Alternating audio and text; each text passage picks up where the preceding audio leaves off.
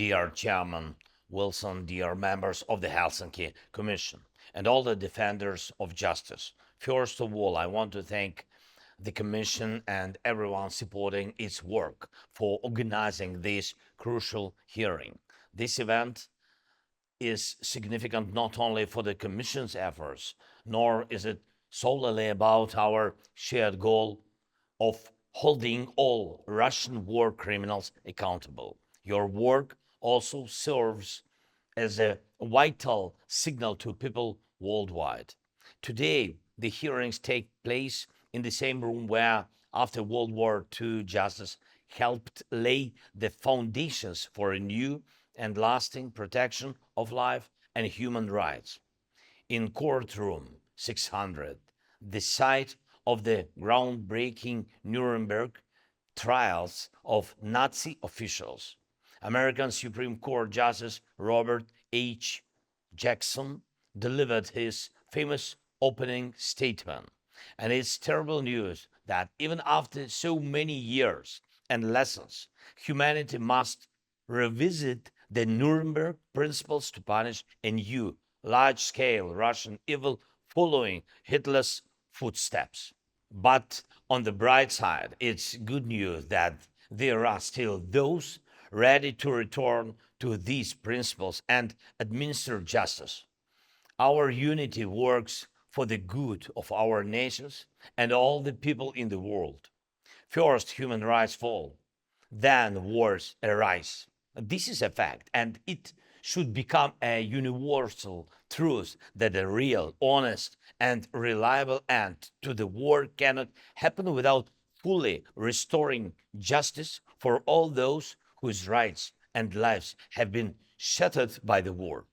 No war can be truly ended without bringing to justice those thugs responsible for sparking this war, killing and torturing, deporting children and adults, and who attempt to brutally extinguish the flames of freedom and resistance in occupied territories.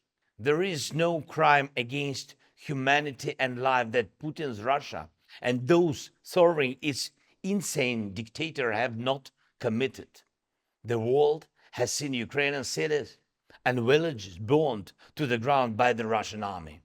Everyone has at least heard about the mass killings that inevitably followed the Russian flag across occupied territories. It is impossible to reconcile with the pain of families torn apart by Putin's war and the deportation of Ukrainian children. We know the names of nearly 20,000 children who have been deported. And this is likely just a part of the larger number. Potentially hundreds of thousands of Ukrainian children could have been deported. Children whom Russia refuses to return to their families and homeland, children who are now being taught to hate liberty.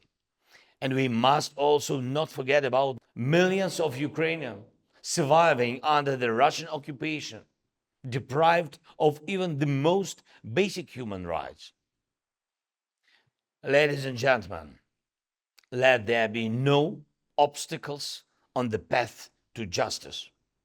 Just as Nazism was condemned, Putin's state must face the same fate. He places himself alongside Hitler, justifying his actions in the Second World War. He's trying to plunge the entire free world into the same suffering he has brought to Ukraine and our people. Various nations have united to help stop Russia's aggression. And I thank every nation, every leader, and all political figures worldwide who are helping to protect Ukraine. You are truly on the right side of history. At the same time, I urge everyone who can hasten the arrival of a real peace, a peace that will free all Ukrainians from Russian domination across our entire land. A peace that, like after World War II, will be based on condemning the war criminals and their ideology. A peace that will ensure a happy and safe life for generations to come. We can bring such a peace together in unity and with all the support needed. And of course, I want to thank each and everyone in the United States who cherish freedom just as Ukrainians do, and Mr. President Biden and the administration and everybody in the US Congress who helps, and to all our partners worldwide. Thank you for your determination. When determination arises and justice prevails, the aggressor falls and evil gets punished. Action makes a difference. Слава Україні!